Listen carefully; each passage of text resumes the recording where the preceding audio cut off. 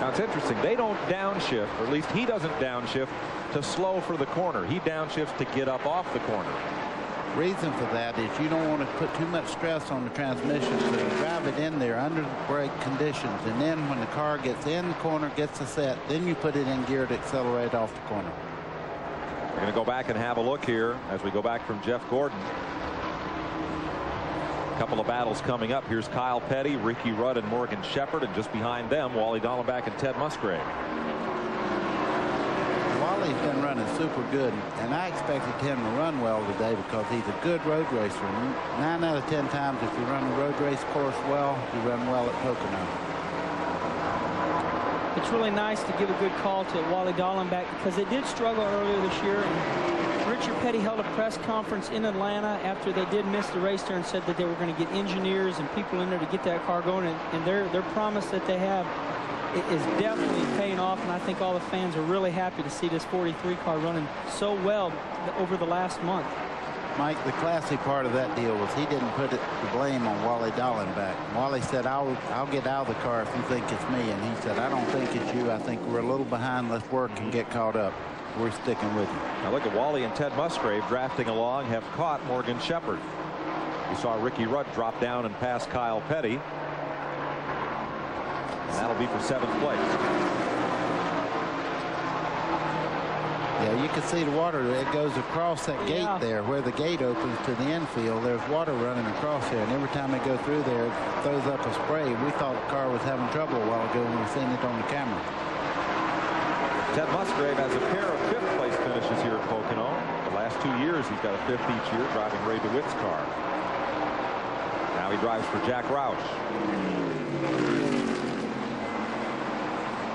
You know, as those cars come down the front straightaway, you can look at both Pontiacs like, okay, the car of Kyle Petty here and then the car of Wally Dallenbach. When they come down that front straightaway, you can see the different shaping in the front fenders, which is very, very critical. That gives each car more downforce in the front end, and it goes to the different shapings you heard.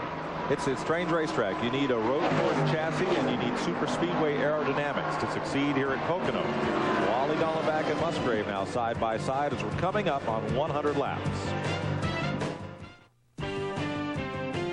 Today's exclusive coverage of the UAW-GM Teamwork 500 on TNN is brought to you by Napa. We keep America running. Sun beginning to break through here at Pocono. Race leaders Ernie Irvan and Rusty Wallace. Now Kyle Petty is with him because he just made a pit stop under green. We are 100 laps complete.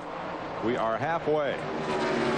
And for Ernie Irvan, that may not be great news based on this statistic. You seen what new tires do on a race car here. He just went by Rusty Wallace like he stopped. He's going by Ernie Irvan. These guys are stopping right now. Right. Kyle Petty's picked up so much from new tires. Everybody else is coming in. Randy Pemberton is at Ernie Irvan's pit as they come down pit road. 55-mile-an-hour speed limit. Larry McReynolds, the entire crew waiting for Ernie's arrival. You know, you cannot set a car up basically to hit all 3 corners of this racetrack. And Ernie Irvan was complaining that he's tight over the tunnel turn. That's the only place he's not getting through real well. Right side tires already on the Haviland Ford. Jeff Clark, the Jackman, with the left side up, and left side tires are already on in the Haviland Ford. Now it's Glenn Jarrett's on pit road.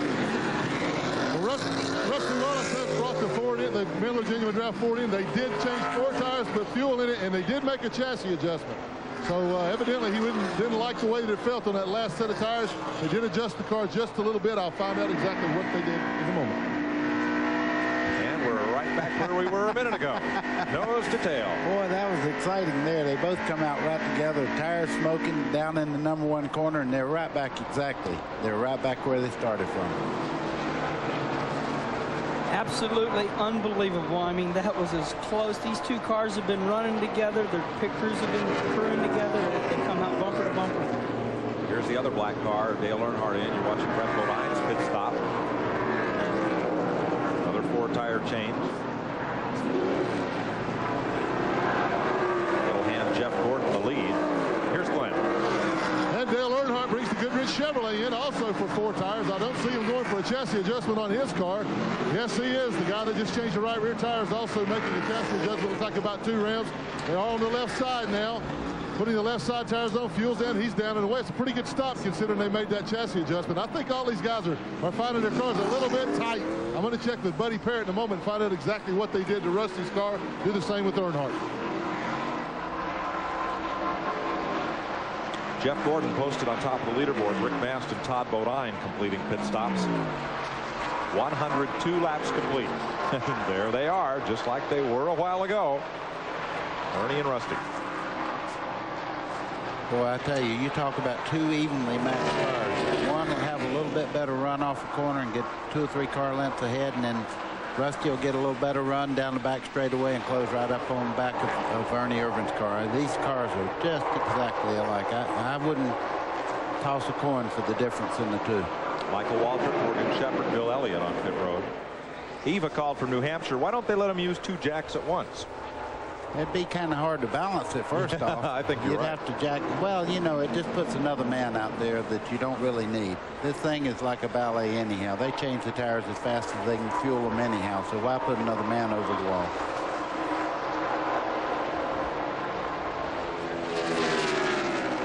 Jeff Gordon now will make his stop. He had picked up the lead. Steve Grissom and John Andretti making pit stops. I think Dale Jarrett will move to the front spot. Then Jeff Bodine and Darrell Waltrip. Any more with the speed limit going down pit road, the first thing you get when you hit pit road, remember the speed limit. Don't come in too fast. That's a lap penalty, and a lap penalty here is like 30th position right now. You've seen Jeff Gordon when he came down pit road. He popped the car out of gear. Glenn? Well, guys, a lot of discussion going on down here in Rusty Wallace's pit after that pit stop. It seems that they're upset because when Ernie Irvin passed him going down pit road, he did so on the outside of that white line. NASCAR told them that they had to blend in on that white line. They're saying that Rusty passed him when he shouldn't have been able to pass him, but their pit stop made up for it. So they're a little upset about it. They think that Ernie should have blended in behind him, and that Rusty should have the lead right now. Well, thanks, Glenn. We may have another look at it here. Let's show it to you. Okay, you see Ernie Irvin just back to pit road. They come out. There's no doubt about the 2 car got out first to Rusty Wallace. There he comes to the outside. Well, the only thing I can say is they will pass the guy with the paddle. From there, you can race down in the corner, I believe, but you're not supposed to be on the outside of that white line. Irvin clearly did have the momentum on Wallace, but that's the way they run. Rich Bickle makes a pit stop. And to answer Brian's question from Washington, NASCAR determines the pit road speed based on what will be a safe speed given the length of pit road, the size of the pit stalls, and the width of pit road. 55 miles an hour is one of the faster pit road speed limits. 104 laps complete. Kenny Schrader leads this race. He's only the 2nd Chevrolet to do so today. Dale Jarrett is 2nd. Darrell Waltrip. They have yet to make their pit stops. We'll be right back.